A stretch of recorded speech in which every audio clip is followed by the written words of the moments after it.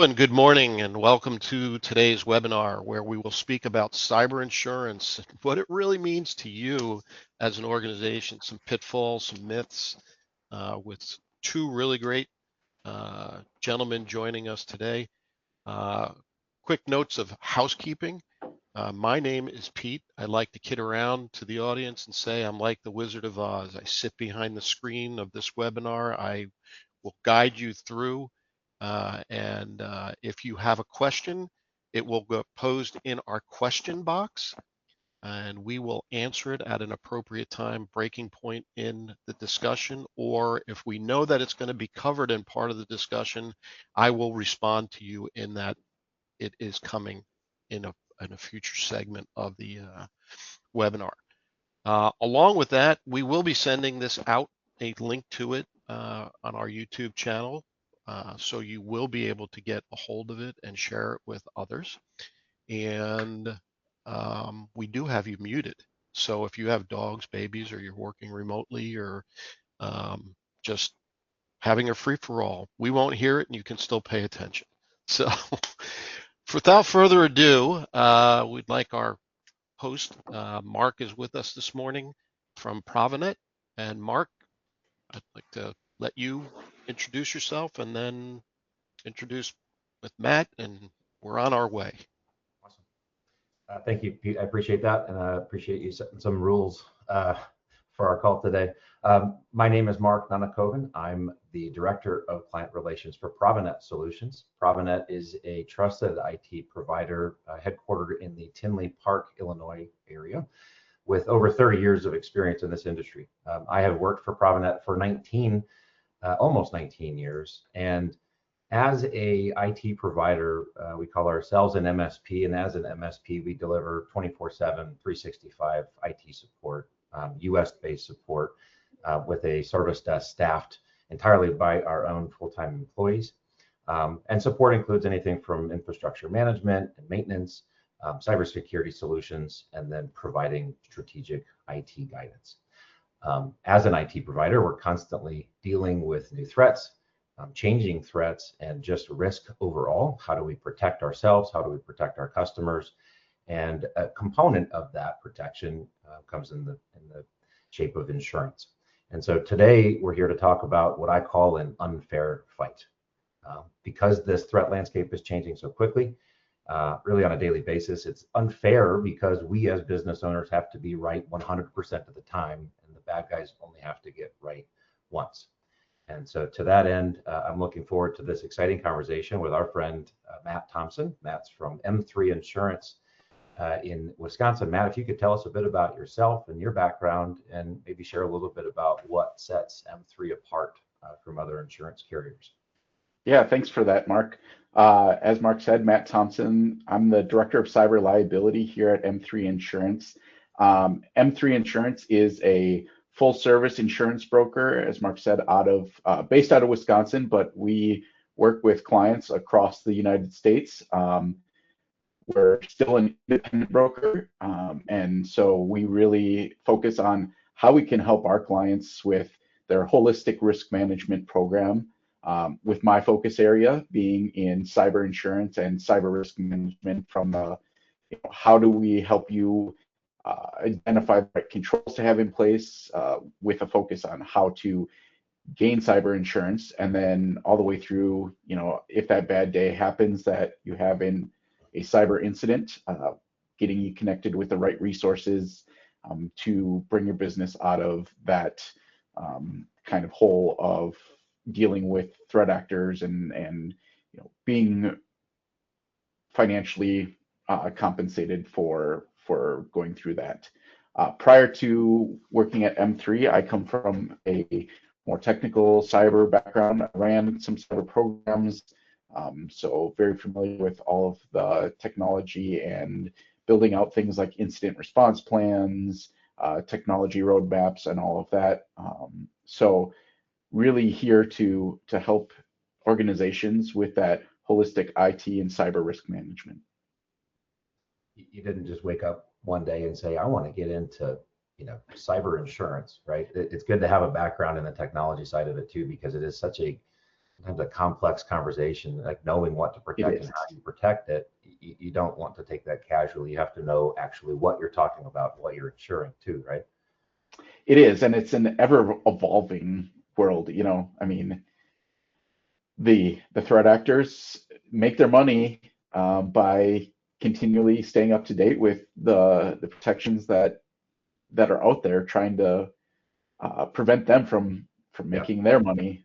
Yep. So You say evolving, and I agree with you. I mean, I think back, you know, for as long as I've been at Provident, I remember a day where we didn't have this discussion, right? Security was a thing, but it maybe was a firewall or antivirus. Like it wasn't very in depth, and it certainly didn't include, words like ransomware or even cyber crime. It just was less popular then. I remember when cyber liability, like this specific insurance application, it was pretty easy to submit, right? Sometimes it was a single page application, basically saying, do you need insurance? Yes or no. All right, you could check that box. And it just never really felt like there was any meat to it. And I always felt uncertain when those were being submitted, like what's actually going to happen then if there is an incident or I need to make a claim. And we've just seen that process and that application really change so dramatically. I guess in your opinion, maybe in the last 12 or 24 months, what is, from an insurance side, the single biggest change that you've seen in how you evaluate small to medium sized businesses for insurance coverage? yeah, that's a great and very common question. Is what is needed. And to your point, 10 years ago, the application was how many records do you have? What's your revenue? What's your industry? Um, do you have antivirus and a firewall? And now we can offer you uh, terms for an insurance policy. And the underwriting, and I'll go back just a little bit further than the 12 to 24 months, but really when COVID kicked off, remote first workforce that happened there, the underwriting that came as a result of that, because of the increase in ransomware and other cyber crimes, really pushed that to the multi-page questionnaire that you're seeing now, and the questions around MFA and backups and EDR, and I know I'm throwing out different terms here that may not be familiar to everybody, and we'll get into some of Acronyms those. in IT, right? Yes, yes. We'll get into some of those within the webinar here, but we also saw pricing skyrocket to where from where it had been. And within the last, now getting into that 12 to 24 months, we've seen pricing kind of level off, even in some circumstances come down a little bit. Mm-hmm. So it's been really competitive, a good time for a business to buy. So it's become more approachable, and we're seeing that kind of hold true, what we call a leveling of the market. So it was, what we called soft when it was that early days, and then got to be a really hard market because of all those controls, and the pricing went up multiple hundreds of a percent in what you were paying before, and now we've really kind of flattened off. Right. But the threat is ever evolving, so remains to be seen where that continues, going forward. Yeah. And we don't have a crystal ball. I think it's noteworthy too, like just pointing out the obvious, not all policies are created equal, right? There's different Correct. carriers and different flavors of coverage. And I think, every customer might have their own specific requirements, like maybe the size of the policy or their tolerance of downtime or even their appetite for risk, right? Yes. And I think there's always oh, I'm fine, I don't need it, until something happens. Of course, now we go, oh, I should have had something there. When you evaluate an SMB, like, is there one application for all customers, regardless of their, those different variables, or do you evaluate them kind of case by case? I think it depends answer, but I'll say in the SMB space, if you're under generally 100 million in top line revenue, it's going to be a relatively standard application. The main questions it's going to ask are around multi-factor authentication, backups, your antivirus or endpoint protection capabilities? Mhm. Are you doing awareness training? And then it's still going to also ask your revenues and all those pieces. Sure. And there may be a few other questions. They're going to ask if you have any loss history. Have you had a cyber incident in the past? And probably some, on more the administrative side, uh, controls around, callback procedures and all that if you're dealing Sure. with ACH transactions and or wires. But for the most part, in that SMB space, the questionnaires, while still relatively lengthy, because there are a lot of controls that the carriers want to know about to underwrite it appropriately, I think are more approachable than some of the longer applications that were initially sent out, where you're talking 80, 100 questions, 120 questions. Right. It's much more in the 20 to 30 question space now. But still more than that single page application from Yes. 10 years Yes. ago. In addition to the length and how that's changed, I think about just the complexity in answering those questions, right? You don't want to over disclose, any of your shortcomings, but you want to be truthful, right? So that there isn't some pre-existing condition that there might be an issue down the road if there is an incident and the insurance carrier comes in to do their discovery. But I think the trickiest part sometimes is like the types of questions that are asked. They're asked in a very black and white, yes or no kind of fashion sometimes. And it's almost never a black and white answer. And you mentioned like MFA, I've seen that before. Do you have multi-factor authentication? Well, yes. Well, is it for every employee? What's the actual question that's being asked? And I'm always careful that a very simple answer is probably never sufficient. And so I think the discussion about what do you disclose and how do you properly disclose it, you want to be transparent again, to ensure you have the right coverage. But what are your thoughts on that? If you're asking, on the application, hey, do you have multi-factor authentication? What are you really trying to determine? What are you digging into? Yeah, and kind of back to the little bit of a history lesson here. When the insurance carriers looked back at the claims that they paid out during that 2019 to 2021, 2022 range, it was determined that about 50% of those claims could have been avoided or greatly reduced in the impact of them if multi-factor authentication was in place.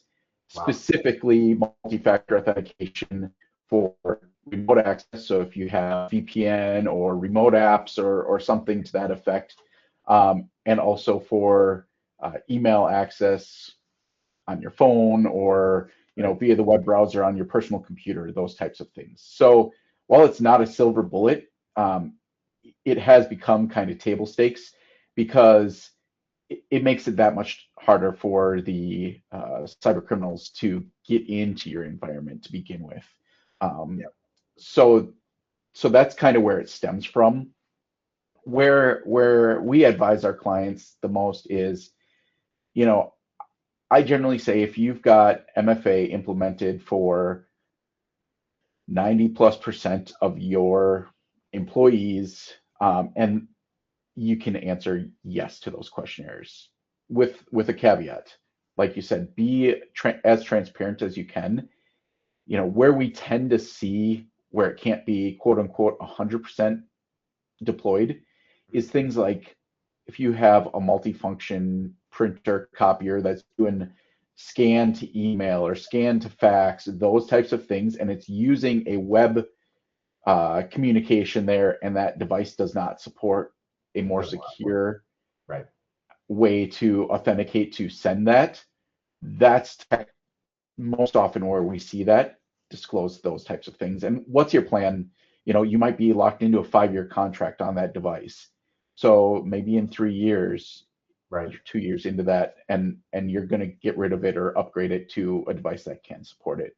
But Be at least it's being transparent. discussed, like then you're accepting some amount of risk as the carrier then Yes. too because of that device or what have you. I think you bring up a great point about COVID too. Like it was a free-for-all. Everybody was working from home. They're connecting remotely. They're not allowed to go to the office. In some cases, they were using like personal equipment that wasn't protected to, Yes. traditional IT standard.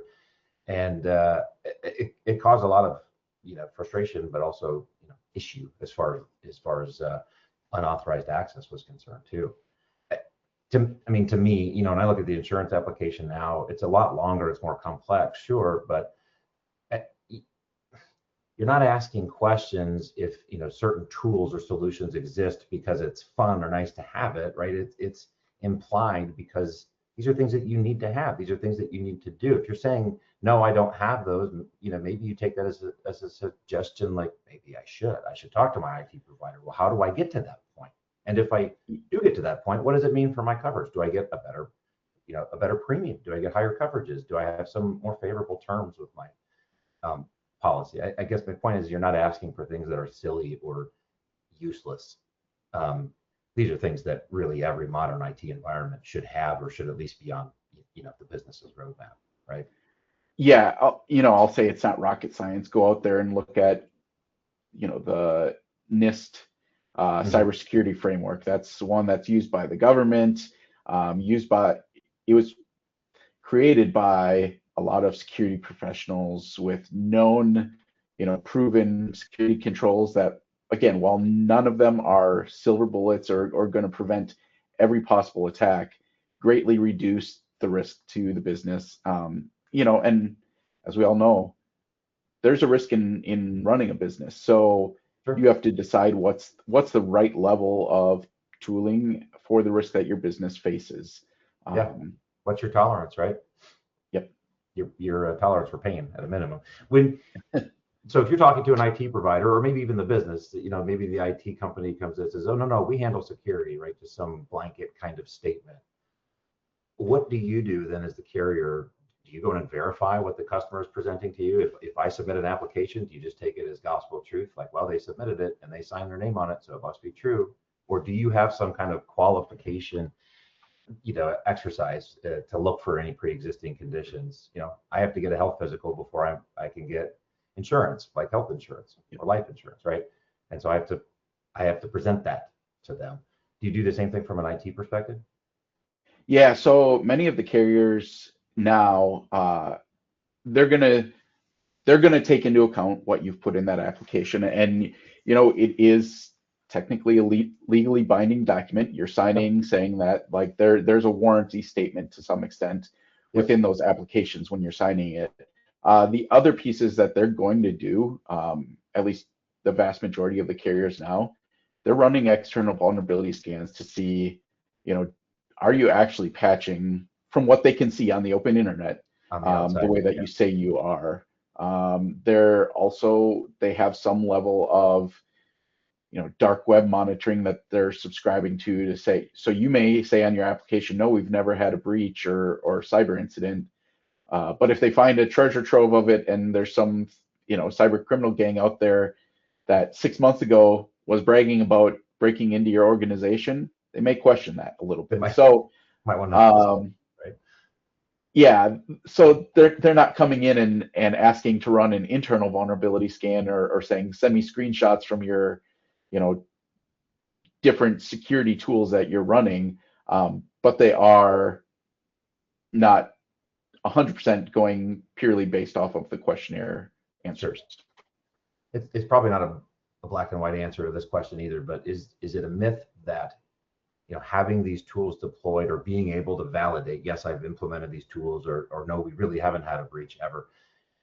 Is there an option to have more favorable terms? Are your premiums potentially less? Like, is there any motivation other than trying to protect your investment as the business owner? Is there motivation from an insurance perspective to kind of tighten those screws a little bit? Yeah, absolutely. Okay. I think one, obviously the no prior claims. It's kind of like auto insurance.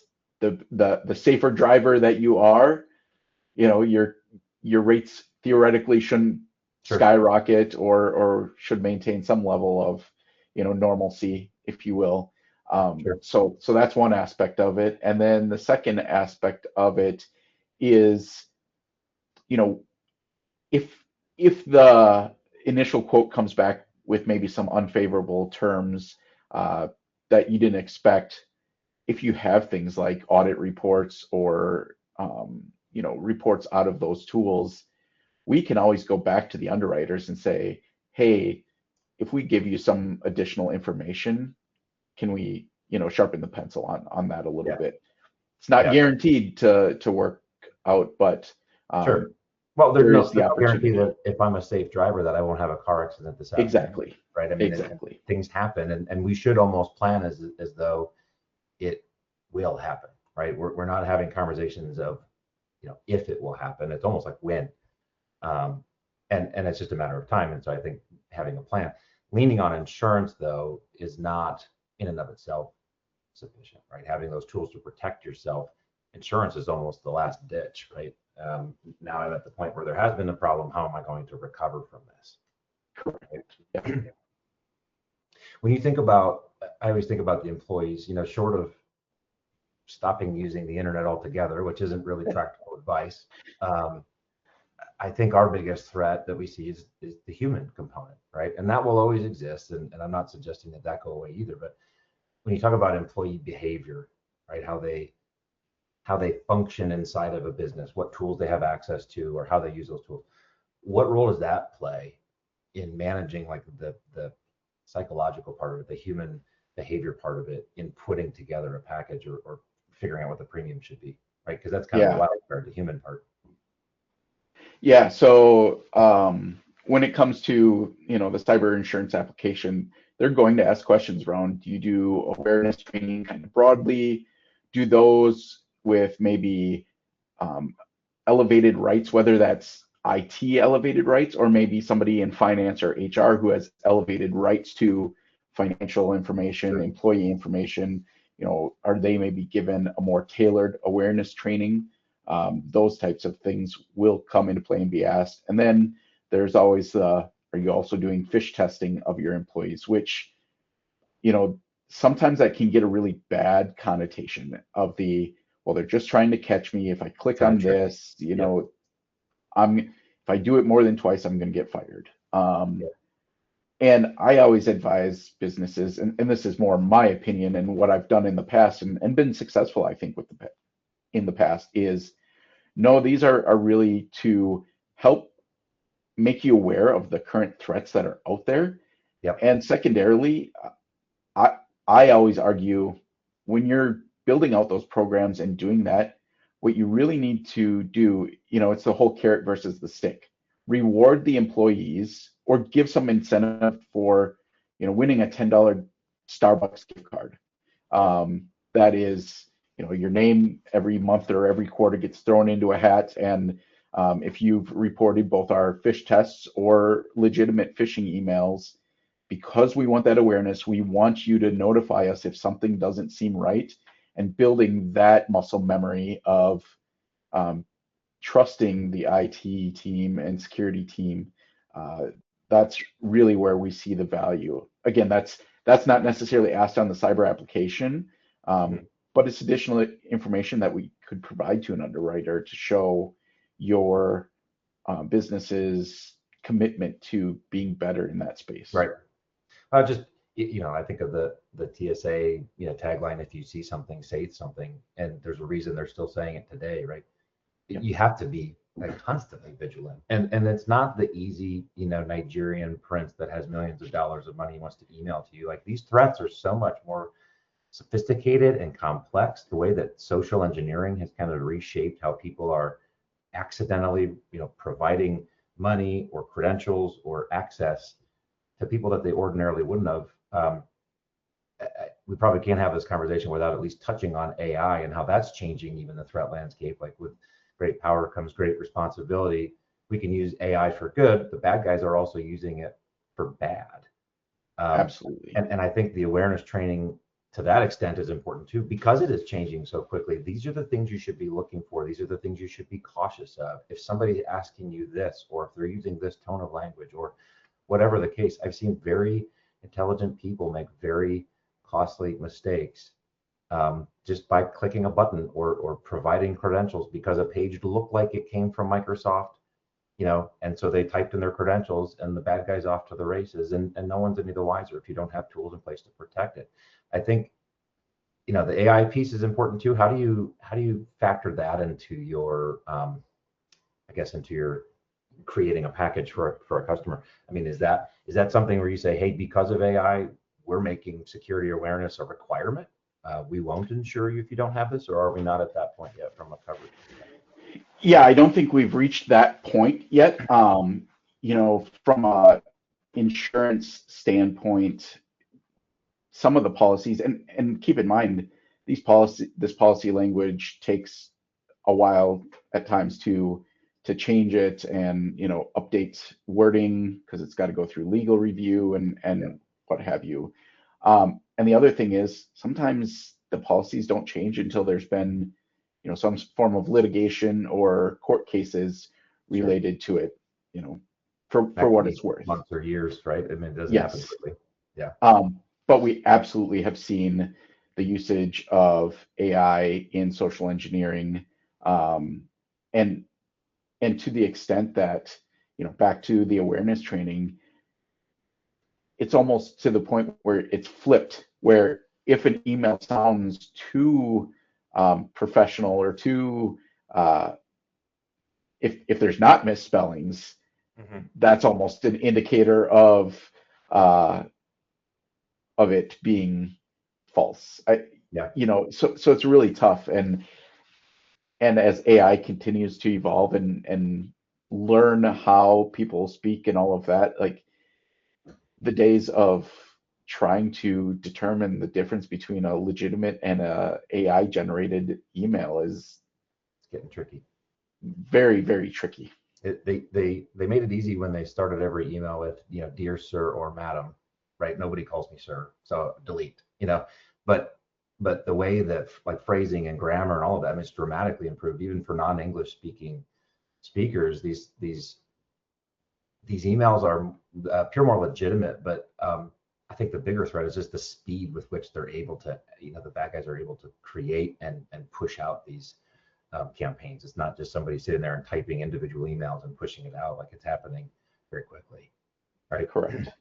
I think the employee behavior part, going back to that, it's the education isn't always just educating like this is what you should look for in an email. It's just educating them on the actual reality, right, of where we're at today, and that ransomware isn't just about the potential loss of your data, or if it ends up on the black market, right? You might be in a type of industry where your data in and of itself isn't valuable. It's not protected health information. It's not credit card information. Maybe it's some files that are useless to anyone else.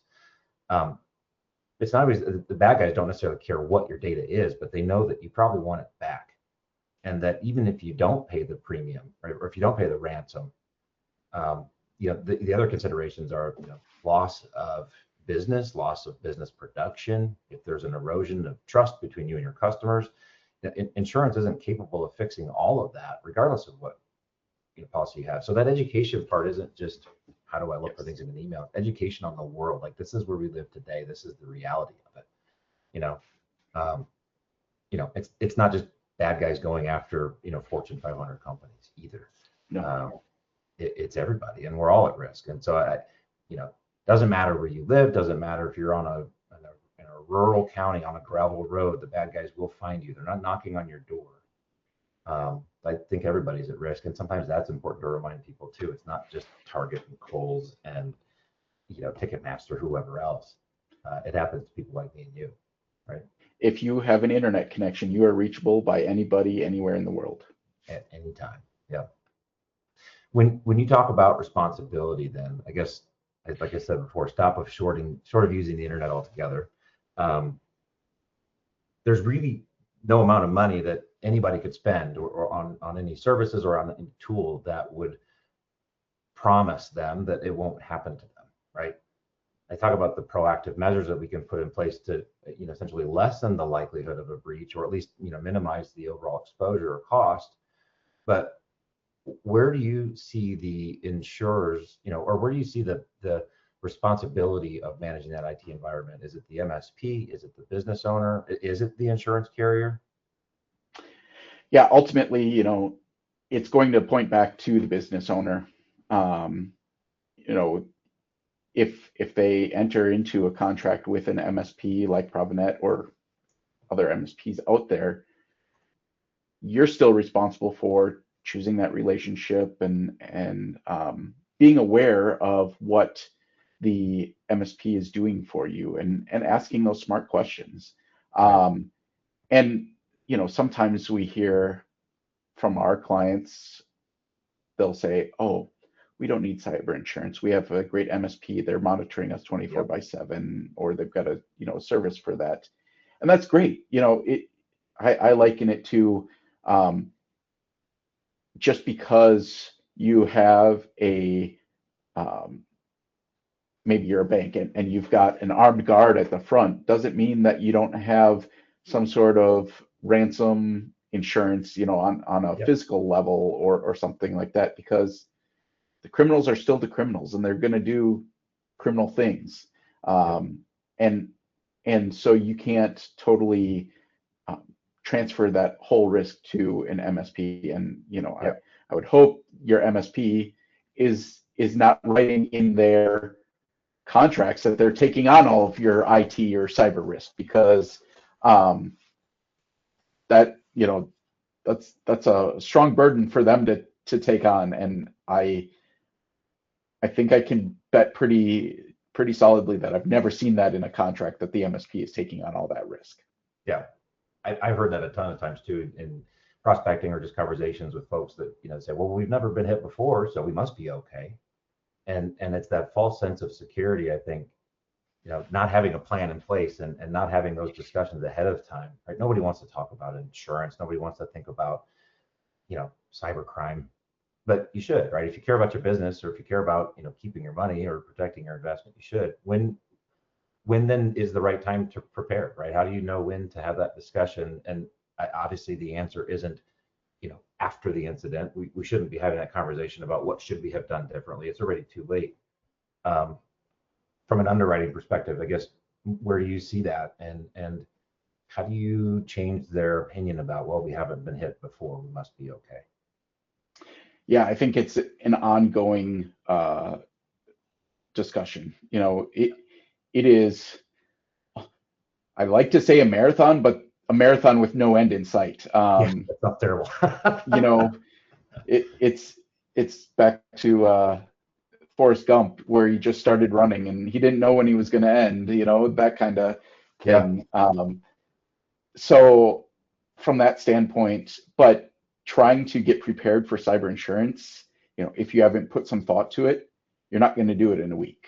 It's going to take some time to understand what the needs are and all of that, and again, in an ongoing basis, because the threats are ever evolving. It's not like, oh, because I installed these tools or have these processes or procedures in place, that the world is going to stay stagnant from that standpoint. So it's an ever evolving piece, and having those consistent conversations with your insurance carrier, your broker, your MSP, your peers, what are they seeing? What are they doing? And frankly, to your point about, well, I've never been hit in the past, I can tell you I've spoken to both clients and organizations that eventually became clients, because they didn't have cyber insurance, and then they got hit, and because they lived by that, oh, we've never been hit, we've got a good MSP, or we've got a good security team internally,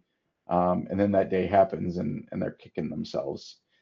Which, I mean, is a business risk. You can choose to self-insure your cyber program but you're that confident. Insurance that's the last ditch. I mean, in a way, right? You're asking those questions to help them prepare, or to have the things in place to give them the best outcome. But if you're talking about insurance, it's already too late. I mean, you've already had the breach. There's already, loss of business, or, like I said, that erosion of trust with your customers. There's other things even outside of money that will affect you negatively. Like, that's just such an expensive sentence to say, oh, we haven't been hit before, but I hear it all the time. When you, I guess it's shifting gears a little bit, you think, okay, I have insurance and it's all in place, everything's hunky dory. But given that statement, it's not a matter of if, but when. What, in your experience as an insurance provider, what would be something that slows down a claim more than anything else? Or maybe sub-question, what's the most common reason you've seen a claim be denied? Has that happened? Yeah, so I think there's some misinformation out there about cyber claims being denied. Some of this goes back to NotPetya back in, I think it was 2018 or 2019. I remember that one. That happened. What the news doesn't tell you is it just says more broadly, insurance denies the claim.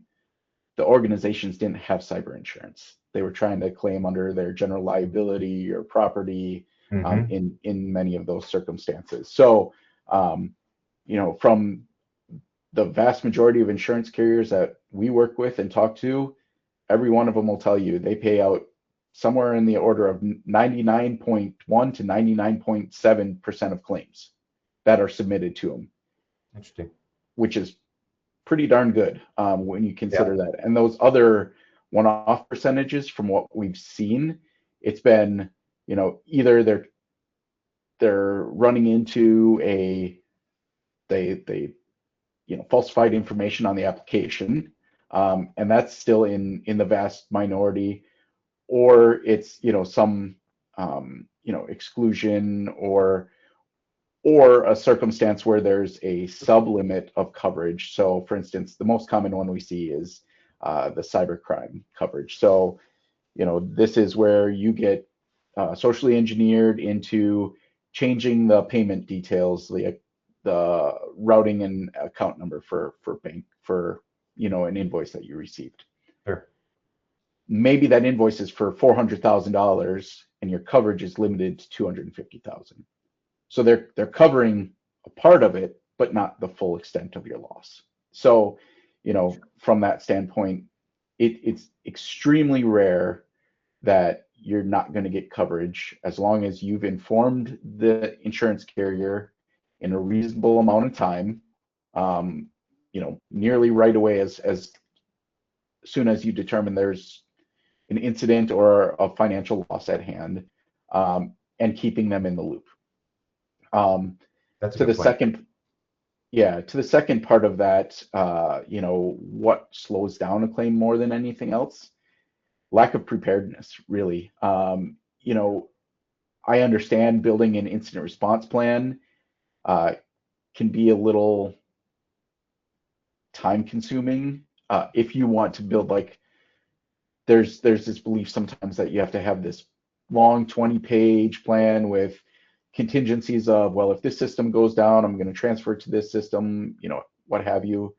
And right, wrong, or the other, many will tell you the first thing they tell you about your plan is throw it out and assess the situation. Right. Which I've definitely seen. Same. If there's one piece to that plan, or probably two pieces, that I cannot emphasize enough based on how we've done claims with our clients, is have a primary and secondary contact person for every role in your organization. That includes not just IT, but your finance and accounting team, your HR team, your operations team, communications, marketing, executive team, who can make decisions, business level decisions around what are we telling our customers, what are we telling our employees, what are we telling, what are we deciding to potentially proactively shut down, those types of things. Sure. So having those people identified, both the primary and secondary, and having their contact information, and also pre-identifying your most critical systems and any vendors that support that, and having the contact information for those vendors. So those would be the two pieces. I would say if you can have those identified and prioritized, you're going to be further ahead than the vast majority of organizations out there. And you're at least going to have the right people in the room who can make the decisions and make the process move as necessary. Yep. Well, I mean, it's a simple analogy, but there's a reason they still do fire drills and tornado drills in school. Absolutely. Right? Because as soon as that whistle hits and it's just pandemonium, you're losing kids, you don't know where everybody is. And the longer you wait to get, to restore order, the longer the threat, whatever it is, has continued. And the faster you act, I think there is some success in being able to react quickly and to your point, have a plan. That's super important. Whether the plan should include how you react to it, who reacts to it, what your responsibilities are. The insurance is a part of the plan. Having the right IT support and the right tools in place to best protect you is a part of the plan. that all needs to happen yesterday, right? I tell some of our customers sometimes, okay, you think you're protected, that's great. Let's qualify that. And if you aren't sure if you're protected, sometimes I just say, are you prepared to come into work tomorrow to have the worst day you've ever had? Right? Is there anything we could do to make that less likely? At least from an IT perspective. And I think that's part of the conversation too. Yeah, absolutely. Wrapping up here, I think about, from here and moving forward, you mentioned the Forrest Gump marathon, just running forever. And nobody wants to think in those kinds of terms either. You kind of need to think in tranches, or otherwise you can't boil the ocean. What do you think that business owners today should really be thinking about as far as cyber insurance, today and moving forward? Yeah, I think, we have to get out of the mentality that cyber risk is an IT risk. It is a business risk.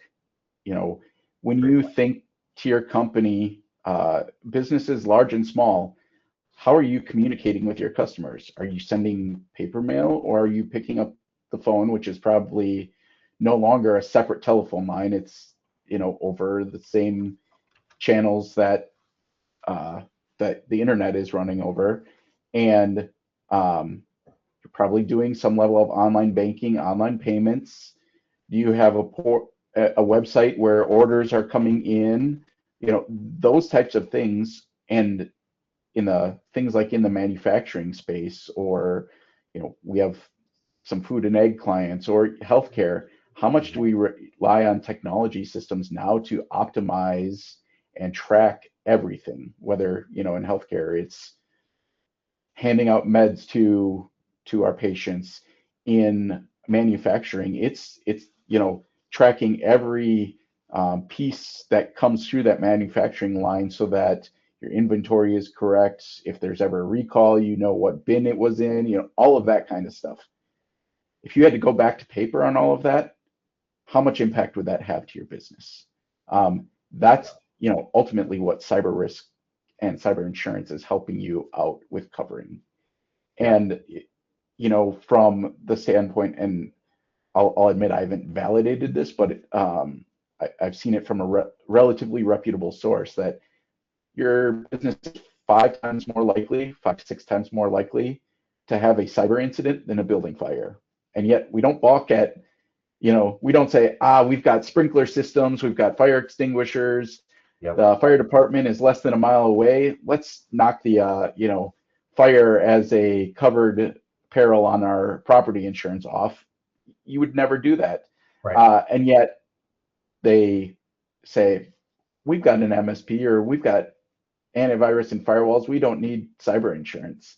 Yeah. So, it's having that mentality that what is the actual risk out there, and financially, how do you account for that?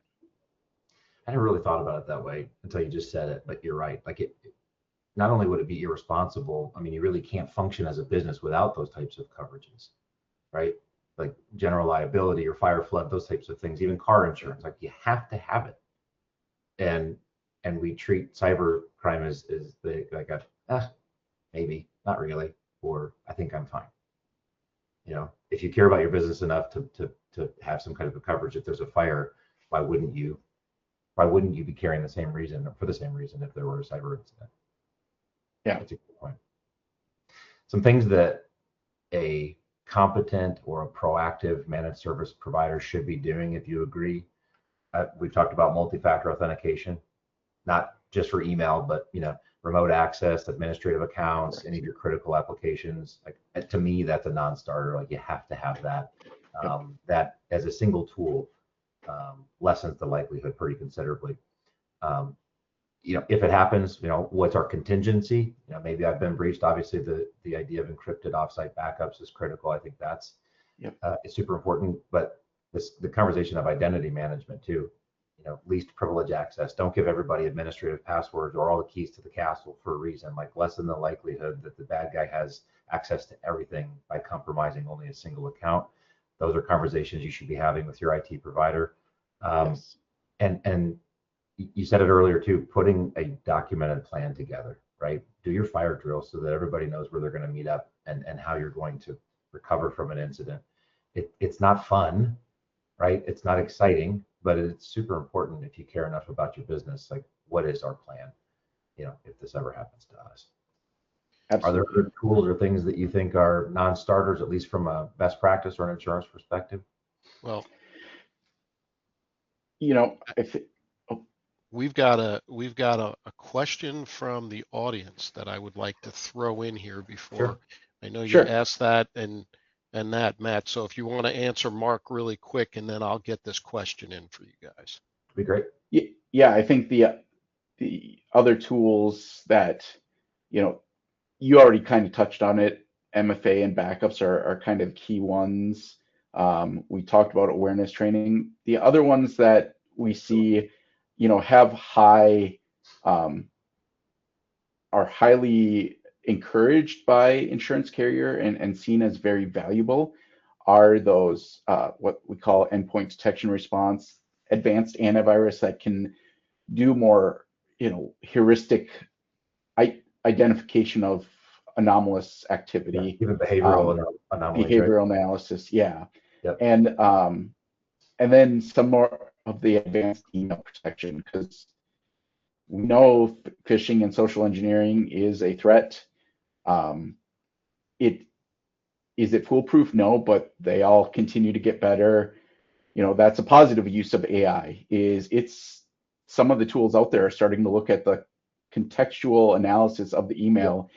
And has the CEO ever communicated with the head of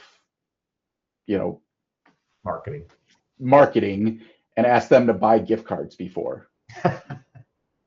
Those things don't happen, and so with the advances of AI, they can start telling some of that contextual analysis and either blocking or alerting on those. So just again, at least not required. Yes. Email fatigue is real, right? Even text. I get hundreds a day sometimes, and when you're just clicking and kind of mindlessly clicking through, like that's where accidents happen. Like just bringing awareness to it. Tell me what I'm about to do wrong, right? Exactly. And the last one is not even a tool that you have to buy. It's as simple as, if you ever find yourself, particularly if you're in the finance or accounts payable, accounts receivable area, or HR, you find yourself going in and changing payment information, pick up a phone and call a known good number just to verify. Yep. I want to see the whites of your eyes if you're going to ask me to do it, right? I thought you were going to say, and I'll add to it, that the least expensive tool, the one you should rely on also is right here, right? Like, absolutely. Use your eyes and your ears, think about what you're doing. Don't mindlessly click on things, or, I mean, I hate to say it, don't trust anyone, right? Trust but verify at a minimum. Yep. That's exactly. Great. Well, on that note, Matt, I just sent you an email and asked you for a bunch of Apple gift cards. I'll get right on that.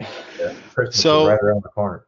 Here's a great question that came in, and it's, what are your thoughts about using cyber insurance incident response suggested teams versus other incident response companies not on a cyber insurance vetted list? And the question prefaced a little bit that said, my concern would be that insurance teams will only work towards insurance company goals and not your company's response needs as a focus. What do you guys think of that? I can start. I think that's a great question, and very common one, and I'll tackle it in a few quick points. First, some of the policies require that you use their panel providers, from the standpoint of the insurance company is also trying to protect your reputation and their reputation. So they've already vetted that these are legitimate incident response providers. So you should gain some level of comfort with that, to be honest. Second, if you do have a trusted incident response vendor that you've used in the past or you have a relationship with, ask your broker. They sometimes can get endorsed on your policy. So it's not always a no, you can never use them. It may come back that way, but ask the question, see if you can get them endorsed. If they're semi-reputable and their fees are reasonable, it's a shot, but do it at the time that you're getting the policy. The time to ask that is not when you're in the middle of an incident. Your fire drill. Because then it's probably going to be a quick no. So, I think that part, and then the last piece to that is when it comes to an actual incident, there winds up being a statement of work or contractual agreement between you, your business, a legal party, and then the incident response vendor. And that's the insurance carrier, while they've kind of said who the vendor should be, they're not necessarily given all the details around what happened. They're not there to try and catch you. They're just there to approve that, yes, we will pay that amount from that vendor because the scope of work seems reasonable based off of what we have. And that's frankly just purely from experience of working hundreds of these incidents. That's how it goes. That's a general skepticism of insurance, though, as probably all of us as consumers, right? The insurance carriers, or at least the thought is, you want to pay out the least, right? That's how you make your money. We all know that with healthcare, car insurance, whatever. Yep. And I don't think cyber insurance is any exception. But that's a great question. It goes back to your planning conversation, though, too, and having that discussion, not waiting until there's an incident and saying, well, I want my IT provider to do it. Like, they may have very well likely contributed to this condition, right? Why would you have them come back in? They should have been doing all of these things ahead of time, and now we're in a pickle. I've seen just as many consultants out there. Maybe they're not on the pre-vetted list for a reason, like you said. I've seen some that have no business providing those services, and I see them as preying on the weak, right? You're in a vulnerable condition. They come in, and it's basically an open check, and nobody wants to be in that position either. You're already in damage control, right? So I say be wary of those that prey on the weak, and not from an insurance perspective, but other consultants that might just be taking advantage of you. Yep. That's a great question. Okay. Well, I think we're at wrap up time.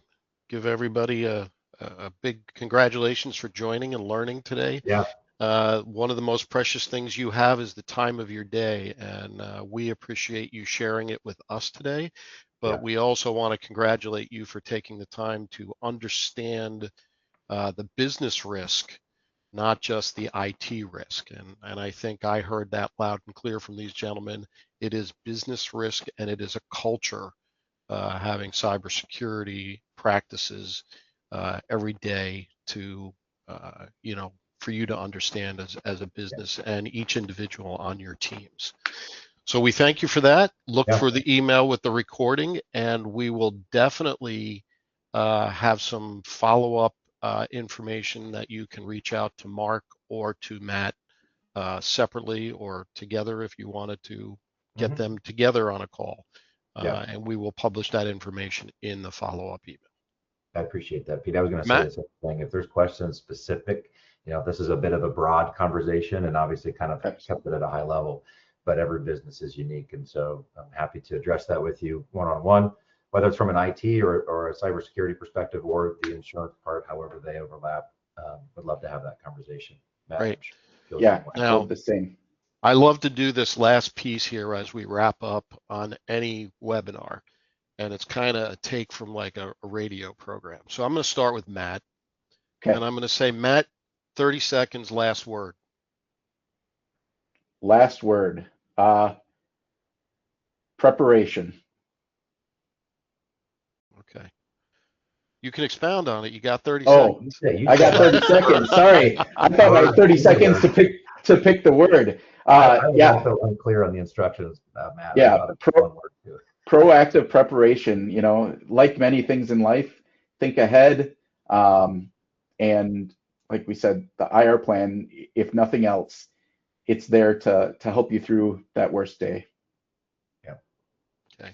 And of course, Mark, thank you for sponsoring today and leading the charge here from Provinet. Yeah, Matt, thank you. But Mark, what's your last word and 30 seconds? In 30 seconds. I had 30 more seconds to prepare for that than Matt did, but I always say, don't just check a box, right?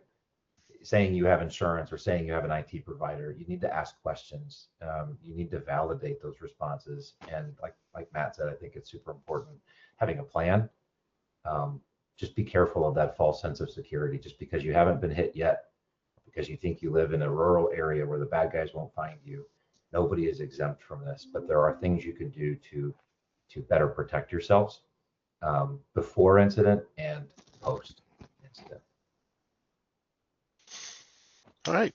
Again, thank you, everybody. And this is Yeah. where we sign off. So everybody have a great afternoon. Thank you for joining us. Look for the email with the recording. Thanks, Bye now. everybody. Have a great Thanks, day. everyone.